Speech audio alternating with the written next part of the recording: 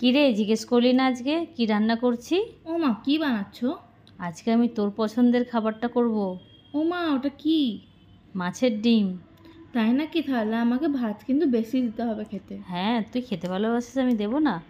আজকে করব মাছের ডিমের একদম ইউনিক একটা রেসিপি। এইরকমভাবে মাছের ডিম এর আগে কেউ কোনো দিন বানিয়েছেন কি না সে ব্যাপারে কিন্তু কমেন্ট করে জানাতে হবে দেখার পর। নমস্কার বন্ধুরা, আপনারা সবাই কেমন আছেন? আমি রুমা, আপনারা দেখছেন রুমাস কিচেন। তো চলুন শুরু করি আজকে একদম দারুণ একটা মাছের ডিমের রেসিপি। প্রথমেই দেখতেই পাচ্ছেন ওভেনের মধ্যে একটা কড়াই বসিয়ে দিয়েছি, তার মধ্যে দিয়েছি গরম জল আর দিয়ে দিলাম 1 চামচের মতো নুন আর একটা হাফ লেবুর রস। একটু গরম হয়ে আসার পর দিয়ে দিচ্ছি এখানে মাছের ডিম। মাছের ডিমের পরিমাণটা কিন্তু এখানে ছিল প্রায় 300 থেকে 400-র মতো, তবে আমি কিন্তু এখানে যতটা পরিমাণে নিয়েছি আপনারা এখানে কম বেশি করতেই পারেন মাছের ডিম। এবার একদম ফুটে আসা অবধি মাছের ডিমটা আমি ভালো করে সেদ্ধ করে নেবো জলের মধ্যে। গরম জলে মাছের ডিম দিয়ে দেখবেন দারুণ কিন্তু তারপরে খেতে হয়, কারণ অনেকেরই গরম মাছের ডিমের একটু গন্ধ লাগে। তাই যদি গন্ধটা কাটাতে চান এইরকম গরম জলেই আগে প্রথমে মাছের ডিমটা একটু ভাপিয়ে নেবেন। তবে লেবুর রস দিতে কিন্তু একদম ভুলবেন না, তবেই কিন্তু গন্ধটা একদম পুরোপুরিভাবে চলে যাবে। অনেকটাই এখানে আমি বয়েল করে নিয়েছি, প্রায় এখানে ওই 6 থেকে 7 মিনিটের মতো আমি মাছের ডিমটাকে ভাপিয়ে নিয়েছিলাম জলের মধ্যে। একদম আমি এবার জলটাকে ঝাড়িয়ে নিয়ে সাইডে রেখে দিলাম মাছের ডিমটা। এবার ওভেনের মধ্যে একটা কড়াই বসিয়ে দিয়ে মাছের ডিমটা দিয়ে দিচ্ছি তেলের মধ্যে। দিয়েছি সাদা তেল। মাছের ডিমটা দেখতেই পাচ্ছেন আমি এখানে বেশ পিস পিস করে কেটে নিয়ে এবার আমি দিয়ে দিয়েছি কড়াইয়ের মধ্যে। এবার মাছের ডিমটাকে একদম গোল্ডেন ব্রাউন করে ভেজে নেব। মাছের ডিম ভাজতে খুবই সহজ লাগে, মাছের থেকেও অনেক অল্প সময়ে কিন্তু মাছের ডিম ভাজা হয়ে যায়। খেতে কিন্তু দারুণ হবে, একবার হলেও ট্রাই করবেন। আর পুরোটা দেখার জন্য আমি রিকোয়েস্ট করছি আপনাদের কাছে। দেখতেই পাচ্ছেন একদম নাড়িয়ে চাড়িয়ে আমি গোল্ডেন ব্রাউন করে কিন্তু মাছের ডিমটা ভেজে নিচ্ছি। গ্যাসের ফ্লেমটা একদম লোতে রেখে কিন্তু ভেজে নিচ্ছি। হাই ফ্লেমে দিলে মাছের ডিম খুব তাড়াতাড়ি কিন্তু ব্রাউন কালার হয়ে যায় আর পুড়ে যাওয়ারও সম্ভাবনা থাকবে জোরে দিলে গ্যাসটা। সব মাছের ডিমগুলো ভেজে তুলে নিলাম আমি। এবার ওই একই কড়াইয়ের মধ্যে দিয়ে দিচ্ছি সাদা তেল। আবারও সাদা তেল দেওয়ার পর দেবো এখানে পেঁয়াজ কুচি।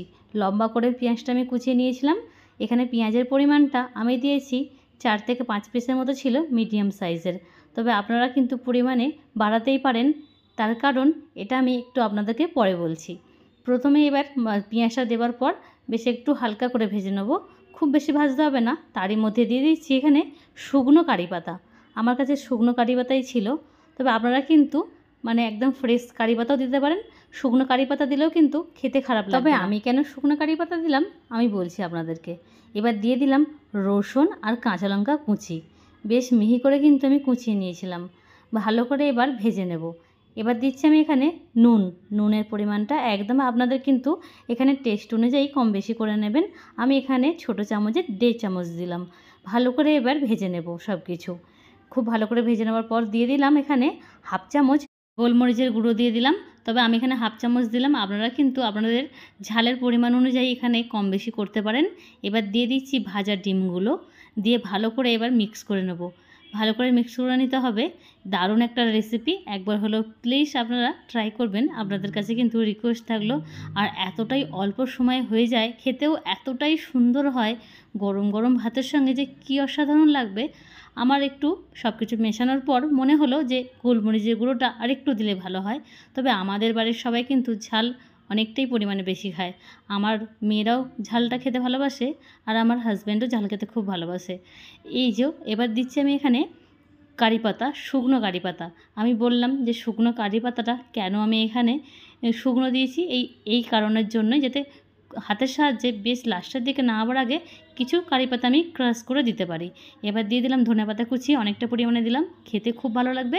আর সামান্য একটুখানি দিয়ে দিলাম ওই 1 চামচের 4 ভাগের 1 ভাগ আমি এখানে গরম মশলার গুঁড়ো দিলাম, গন্ধটা খুব ভালো হবে। এবার সব কিছু ভালো করে মিক্স করে নিলাম। কারি পাতা, ধনেপাতা আর গরম মশলার গুঁড়ো একদম রেডি। কত সহজভাবে আর কত অল্প সময়ে করে ফেললাম, দেখতেই পেলেন সাউথ ইন্ডিয়ান স্টাইলে মাছের ডিমের রেসিপি। আর ওপর থেকে লেবুর রস দিতে একদম ভুলবেন না খাবার সময়।